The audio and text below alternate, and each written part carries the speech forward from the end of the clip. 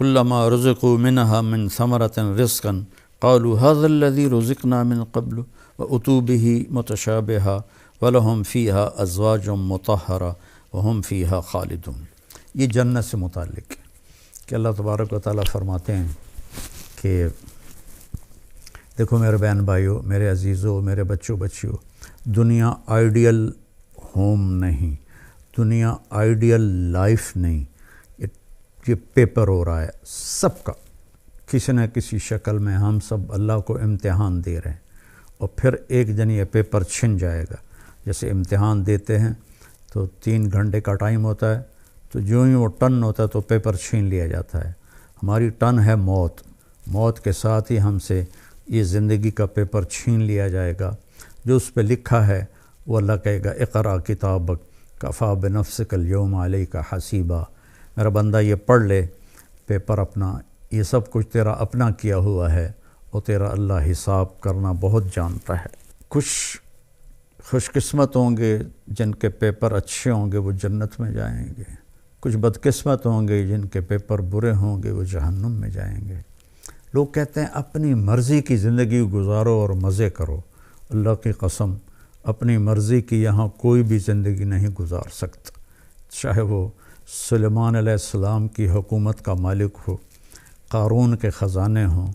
یہ دنیا کا ڈیزائن ہی ایسا ہے کہ اپنی مرضی ٹوٹتی رہے گی، ٹوٹتی رہے گی، ٹوٹتی رہے گی۔ یزید بن عبد الملک 3 بر اعظم پہ حکمران تھا، عبد الملک کا بیٹا، اس کے بعد ولید آیا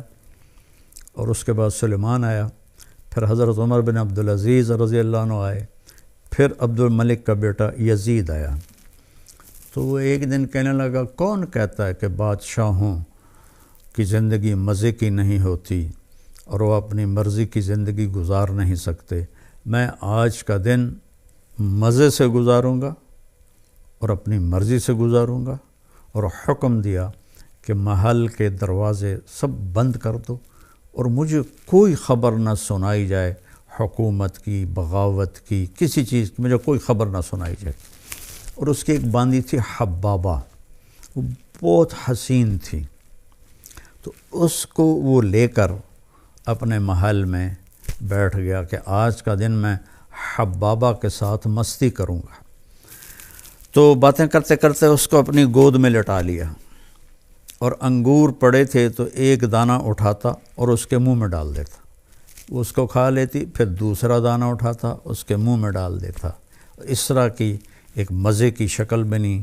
پھر ایک دانہ اٹھا کر اس کے منہ میں ڈالا تو اس کے حلق کے اندر جا کے پھنس گیا، تو اس کا کھانسی، سانس کھڑا، وہ دانہ نہیں نکلا، اور یہاں تک کہ وہ اس کے سامنے تڑپ تڑپ کے مر گئی، اور اس کا مرضی سے گزارنے والا دن سب سے زیادہ اس کے لیے خوفناک دن بن گیا۔ اتنا غمگین ہوا، 3 دن تک اس نے اسے دفن نہیں کرنے دیا، اس کی لاش سامنے رکھ کے بیٹھا رہا۔ تیسرے دن اس میں بدبو پڑنے لگی اور جسم گلنے لگا، تو پھر زبردستی اس کے رشتہ داروں نے، اس کے بھائی ہشام نے اسے چھین کر اس کو دفن کیا۔ تو مرضی کی زندگی یہاں نہیں، آگے ہے، جہاں یہ میں آپ کے سامنے آیت پڑھی ہے کہ وہاں موت ختم، بڑھاپا ختم، بیماری ختم، غریبی ختم، فقر ختم، غم ختم، دکھ ختم، ہر قسم، نیند ختم، نیند بھی نہیں آئے گی، ہمیشہ جاگتے رہیں گے۔ تو اللہ فرما رہے ہیں کہ ان کو جب بھی کوئی پھل پیش کیا جائے گا تو وہ کہیں گے یہ تو ہم نے ابھی کھایا ہے، لیکن جب وہ کھائیں گے تو پتہ چلے گا کہ نہیں، یہ تو کوئی اور ہے،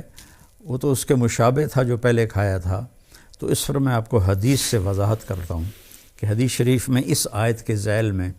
ابن القیم رحمہ اللہ نے ایک حدیث لکھی ہے کہ جنتی بیٹھے ہوں گے میاں بیوی سارے تختوں پر، تو دروازے پر دستک ہوگی اور ایک فرشتہ، نوکر دروازہ کھولے گا تو ایک فرشتہ کھڑا ہوگا تھال لے کر، اور تھال کے اوپر ایسے کپڑا ہوگا، وہ کہے گا اپنے مالک سے اجازت دو، مجھے اللہ نے بھیجا ہے۔ تو اللہ کی طرف سے آیا ہوا بھی جنتی سے اجازت لے کے اندر داخل ہوگا۔ یہ عزت و جلال و کمال کی بات۔ یہاں تو آج بادشاہ ہوتا ہے، کل پھانسی چڑھ جاتا ہے۔ تاریخ پڑھو کیا حال ہوا لوگوں کا۔ وہ اجازت دے گا تو آ کر اس کے سامنے ایسے تھال پہ رکھے گا، کہا جی یہ اللہ نے آپ کے لیے تحفہ بھیجا ہے۔ تو جب وہ ایسے اس سے کپڑا اٹھائیں گے تو کہیں گے او بھائی یہ تو ابھی کھایا ہے، یہ تو میری جنت کا پھل ہے، یہ تو میں نے ابھی کھایا ہے۔ تو وہ فرشتہ کہے گا کہ اللہ تعالیٰ فرما رہے ہیں کہ ذرا ایک ٹکڑا اس میں سے لے کر آپ چکھیں۔ تو بیگم صاحب بھی بیٹھی ہیں، میاں صاحب بھی بیٹھے ہیں، تو وہ اس کو کاٹنے کی تو ضرورت نہیں پڑے گی، وہ ہاتھ لگائیں گے، وہ کٹ کے ہاتھ میں آ جائے گا،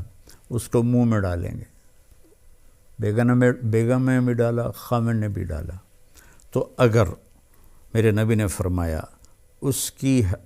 جنت میں، یہ آگے میں مثال کے طور پر عرض کر رہا ہوں، اگر اس کی جنت میں 10 کروڑ قسم کے پھل ہیں،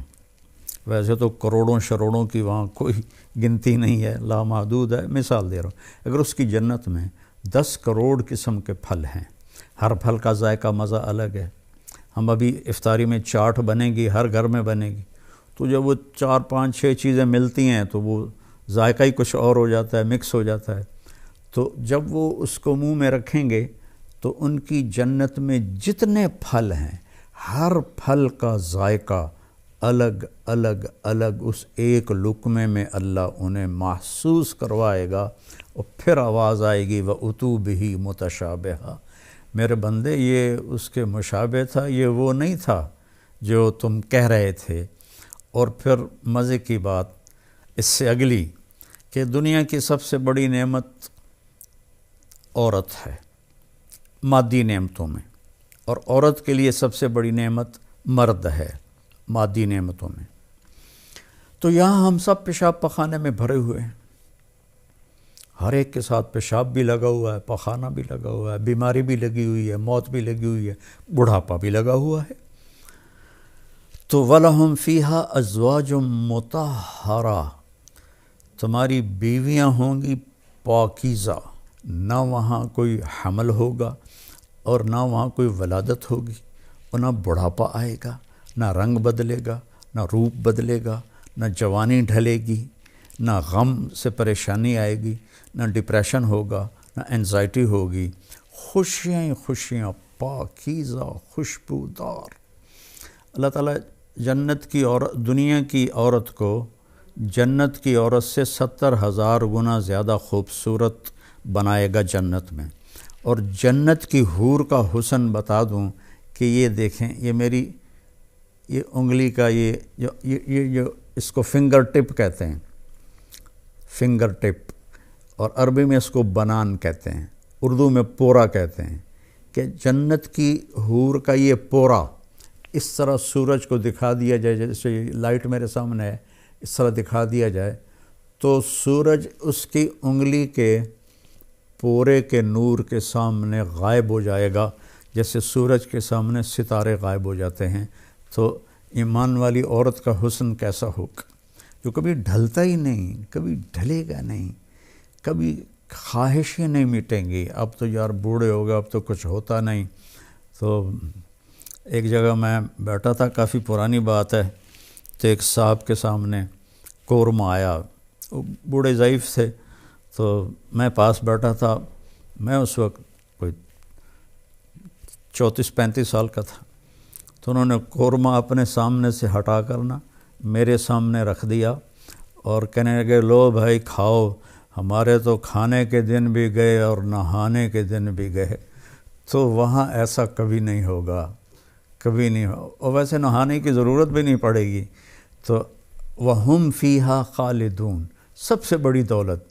ہمیشہ ہمیشہ ہمیشہ ہمیشہ۔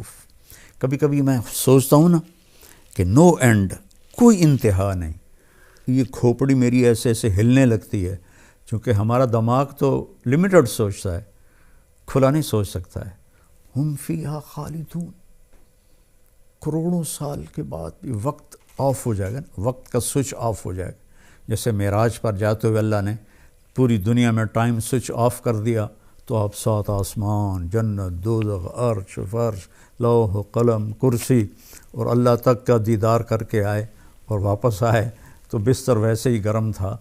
تو اللہ تعالیٰ وہاں وقت کو آف کر دے گا۔ تو یہ 2 پہلے پارے سے میں نے آیات چنی تھی آپ کی خدمت میں پیش کرنے کے لیے۔ میرے نبی نے فرمایا کہ اطلب الجنت جہدکم،